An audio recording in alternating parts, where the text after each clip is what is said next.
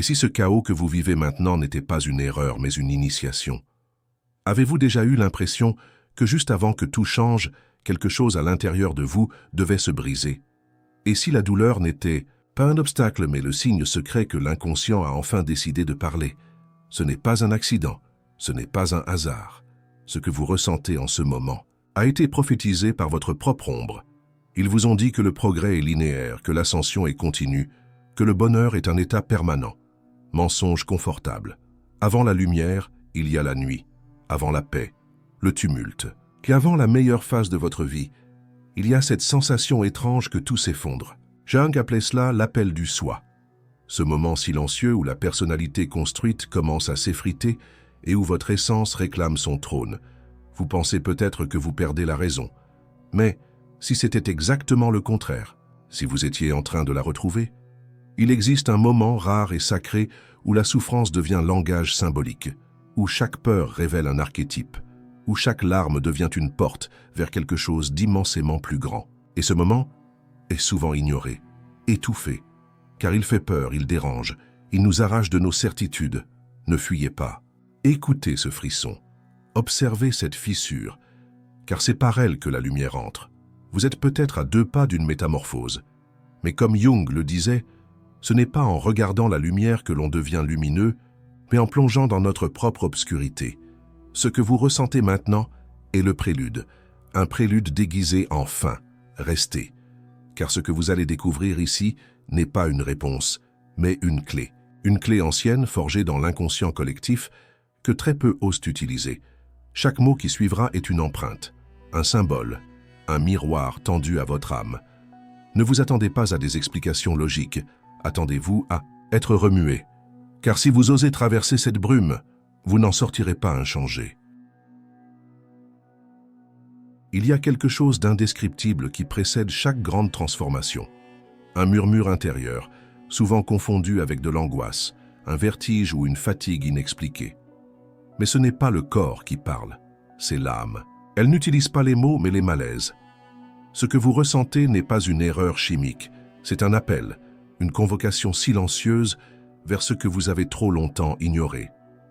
Pendant des années, vous avez porté des masques, appris des rôles, joué le personnage qu'on attendait de vous. Vous avez accumulé des fonctions, des titres, des obligations. Mais un jour, ces costumes deviennent trop étroits. La peau se révolte. Le cœur s'alourdit. C'est alors que tout commence à se fissurer. Et ce craquement n'est pas une chute, c'est la première note d'un chant ancien, celui du soi qui émerge enfin. Mais pourquoi cela fait-il si mal? Parce que la partie de vous qui doit mourir est aussi celle que vous avez le plus protégée. Ce n'est pas l'extérieur qui s'écroule, c'est l'image que vous aviez de vous-même. L'ego, ce gardien de l'ordre connu, panique face à l'inconnu. Pourtant, l'inconnu est la matrice de toute vraie croissance. Jung disait, là où la peur est la plus forte, c'est là que se trouve votre prochain pas. Vous n'êtes pas brisé, vous êtes dans la fournaise, et dans cette chaleur insoutenable, l'or intérieur commence à se former. C'est le processus d'individuation, ce chemin douloureux et sacré vers qui vous êtes vraiment, sans artifice, sans décor. Ce n'est pas un chemin facile. Il demande courage, solitude, affrontement. Mais il offre en retour quelque chose qu'aucune validation externe ne peut offrir, la vérité de votre être. Alors, si vous êtes ici maintenant à lire ou écouter ceci, ce n'est pas un hasard. L'inconscient ne joue pas au dé. Il vous a amené là où les mots deviennent portails, où chaque phrase est un miroir. Et si vous acceptez de regarder au-delà des reflets, vous verrez. Non pas avec les yeux, mais avec l'intérieur. Là où l'histoire commence vraiment. Il arrive un moment où l'on ne reconnaît plus le visage que l'on voit dans le miroir. Ce n'est pas qu'il ait changé, c'est que le regard s'est éveillé. Ce regard qui voit au-delà de la peau, au-delà du rôle social, au-delà du masque souriant. Ce regard intérieur commence à percevoir les fissures, les tensions, les mensonges qu'on s'est racontés pour survivre. Et soudain, le confort devient étouffant. La dissonance naît. Elle gronde dans les silences, dans les insomnies, dans les petites douleurs du quotidien. Vous vous surprenez à vous demander « Est-ce vraiment cela ma vie ?» Et cette question, aussi simple soit-elle, est un tremblement de terre, car elle vient du centre, Elle n'est pas rationnelle, elle est archétypale. C'est l'écho d'une vérité longtemps refoulée, qui cherche un chemin vers la conscience. Jung appelait cela la confrontation avec l'ombre. Cette partie de vous que vous avez enfermée, rejetée, diabolisée, non pas parce qu'elle était mauvaise, mais parce qu'elle dérangeait le récit officiel. Et pourtant, c'est en elle que réside votre puissance, votre feu, votre vérité brute.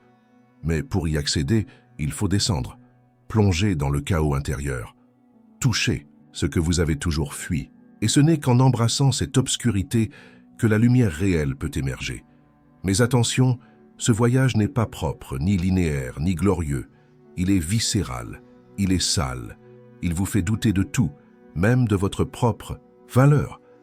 Vous sentirez parfois que vous régressez, que vous perdez pied, et c'est normal, car ce n'est pas une montée, c'est une traversée. L'initiation passe par la perte d'illusions, de repères, de croyances, mais jamais, jamais de votre essence. Chaque inconfort est une énigme, chaque malaise est une boussole. Et si vous les écoutez, si vous ne les fuyez pas, ils vous mèneront là où vous n'avez jamais osé aller, non pas vers une version améliorée de vous-même, mais vers l'original, l'être primordial, celui que vous étiez avant d'apprendre à être quelqu'un d'autre. Et c'est à ce moment précis que la renaissance commence. Tout ce que vous vivez en ce moment est un symbole, mais la plupart des gens ne le verront jamais ainsi. Ils chercheront des solutions rapides, des diagnostics, des échappatoires. Ils mettront des pansements sur les blessures de l'âme en espérant qu'elles disparaissent d'elles-mêmes. Mais l'âme, elle, n'oublie rien. Et ce qui n'est pas écouté, elle le criera sous forme de souffrance, de chaos, de vide existentiel. Jung le savait, ce que vous appelez « problème » est souvent l'expression déguisée d'un besoin d'éveil. Ce n'est pas la vie.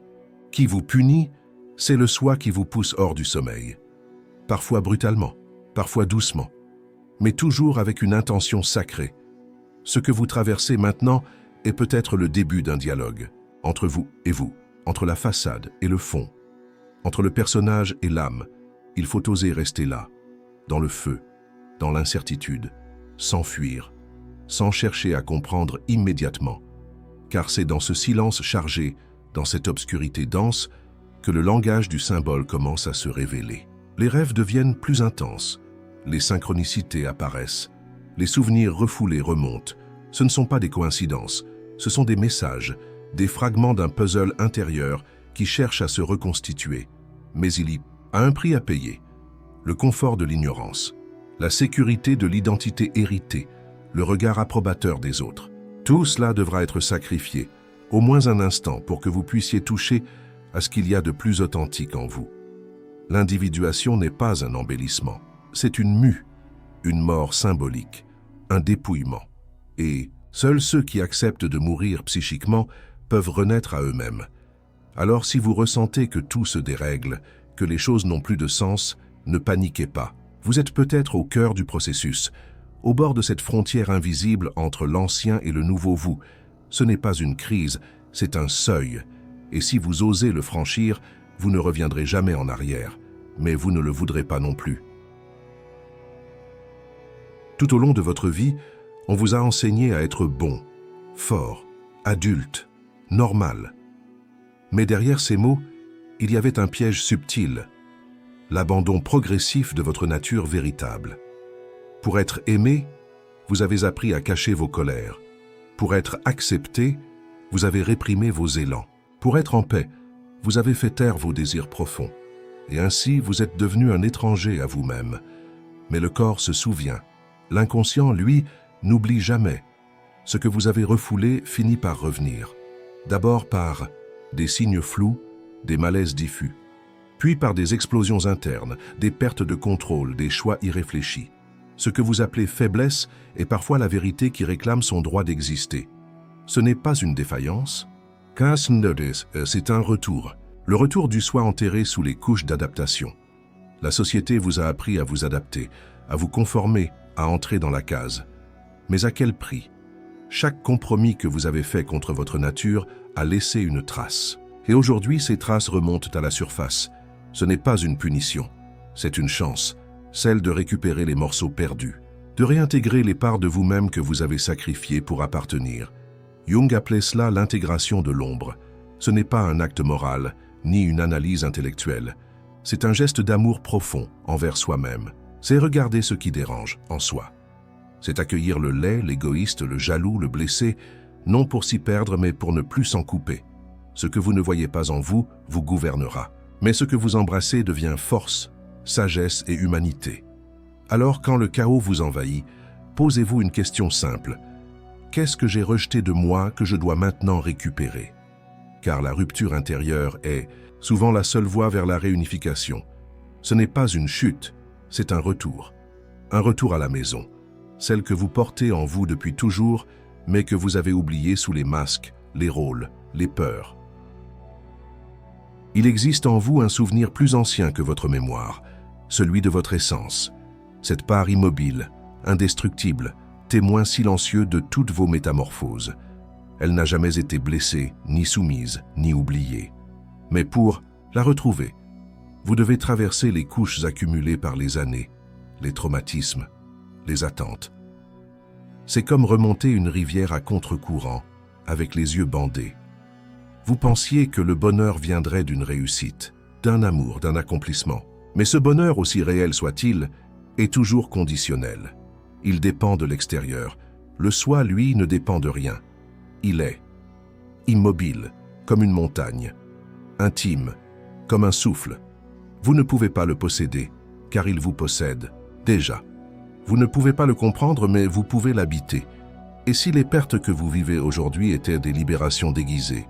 Et si chaque chose qui vous échappe était une réponse silencieuse à une prière que vous aviez oubliée?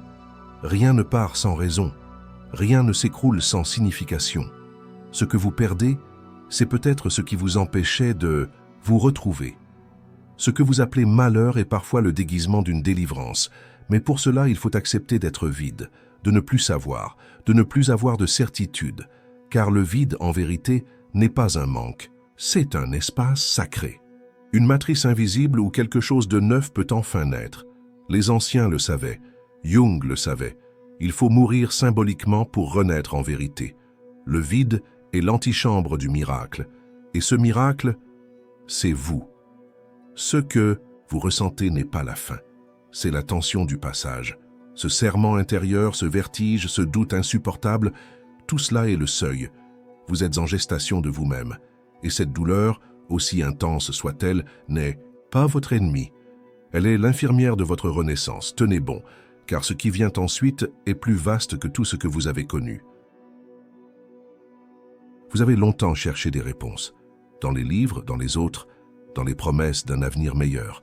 Mais plus vous cherchiez, plus le vide s'agrandissait. Ce n'est pas que les réponses n'existent pas, c'est qu'elles ne peuvent être entendues tant que les bonnes questions ne sont pas posées. Et ces questions ne viennent pas de la tête. Elles naissent du silence, du chaos, de la nuit obscure de l'âme. Jung disait que le symbole est le langage naturel de l'inconscient. Il ne vous parle pas en phrases logiques, mais en images, en sensations, en chocs émotionnels. Et plus vous tentez de le rationaliser, plus il se tait, car il ne cherche pas à être compris, mais à être intégré. Ce que vous vivez est peut-être l'irruption du symbolique dans votre quotidien. Un rêve devenu réalité, une réalité devenue rêve.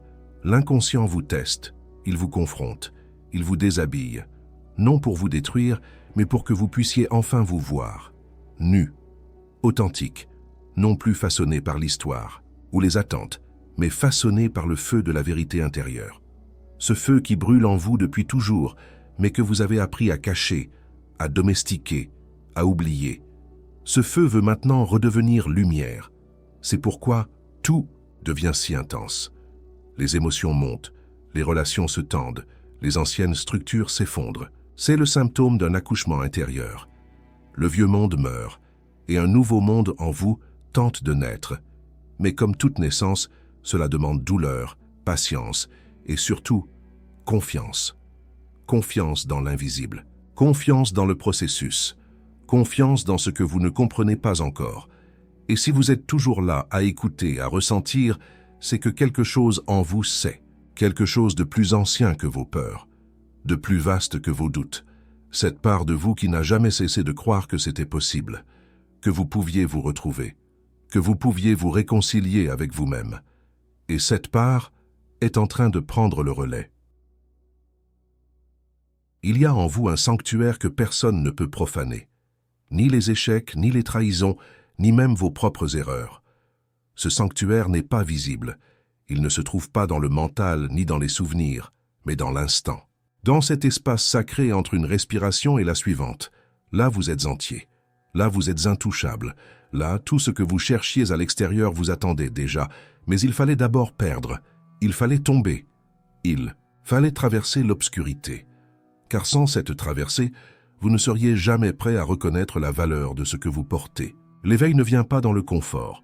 Il vient quand tout craque, quand plus rien ne fonctionne, quand la seule chose qui reste, c'est vous. Vous et ce silence chargé. Ce silence qui n'est pas vide, mais plein de vérités murmurées. Vous commencez à voir autrement. Ce qui vous faisait peur commence à devenir familier. Ce que vous rejetiez devient source. Ce que vous croyiez être une faiblesse devient passage. Vous ne comprenez peut-être pas encore tout avec l'intellect. Et ce n'est pas grave, car votre âme, elle, sait. Elle sait que le moment est venu de ne plus survivre, mais de vivre pleinement, profondément, réellement. Et c'est là que tout bascule. Non pas à l'extérieur, mais à l'intérieur. Ce n'est pas le monde qui change, c'est votre façon de l'habiter. Ce n'est pas les autres qui deviennent différents, c'est votre regard qui cesse de juger. Ce n'est pas que la douleur disparaît, c'est que vous arrêtez de lui résister. Vous la regardez, vous l'accueillez, et elle cesse d'être ennemie pour devenir enseignante. Ce que vous avez traversé n'était pas une chute, mais une descente sacrée, un rite de passage. Et maintenant que vous en êtes là, vous avez une décision à prendre. Rester haut, seul ou entrer. Non plus comme un fuyard, mais comme un marcheur éveillé. Celui qui sait que la meilleure phase de sa vie n'est pas un hasard, mais le fruit d'une nuit traversée. Une nuit qui, enfin, prend fin. Il n'y a jamais eu de hasard. Ce n'était pas une coïncidence si vous avez ressenti le chaos au moment même où quelque chose en vous réclamait une renaissance. Ce n'était pas une erreur si la douleur vous a visité alors que vous cherchiez la paix. Car dans le langage du soi, chaque fracture est une ouverture, et chaque effondrement une invitation à reconstruire, mais autrement, avec plus de vérité, avec plus de vous. Peut-être ne pouvez-vous pas encore tout nommer, mais ce que vous sentez maintenant, dans le creux du silence, c'est un appel, un fil invisible qui relie ce que vous étiez à ce que vous êtes en train de devenir. Ce n'est pas une voix forte ni claire, c'est un murmure, un souffle. Et si vous l'écoutez vraiment, il vous montrera la route, non celle du monde, mais celle de l'âme, celle que vous seul pouvez emprunter. Tout ce que vous avez vu, entendu, ressenti ici n'était pas fait pour vous convaincre, c'était fait pour vous réveiller, pour faire vibrer en vous ce qui dormait depuis trop longtemps. Vous n'avez pas besoin de comprendre avec l'esprit, car ce que vous portez, c'est plus vaste que l'intellect. C'est une sagesse ancienne, une mémoire sacrée. Un feu qui ne demande qu'une chose, qu'on ose lui faire confiance. Alors avant de partir, restez un instant, fermez les yeux, écoutez ce qui bat en vous. Ce n'est pas la peur, ce n'est pas le doute, c'est une lumière. Elle ne crie pas, elle ne force pas, elle attend. Elle vous attend depuis toujours. Et si ce voyage vous a touché, ne le gardez pas pour vous, offrez-le à quelqu'un qui en a besoin, à une âme qui traverse sa nuit. Laissez un signe, un mot, un partage, un like, non pour nourrir l'algorithme, mais pour que ce feu continue de circuler. Car si cela vous a éveillé, cela éveillera d'autres aussi, et vous n'êtes plus seul.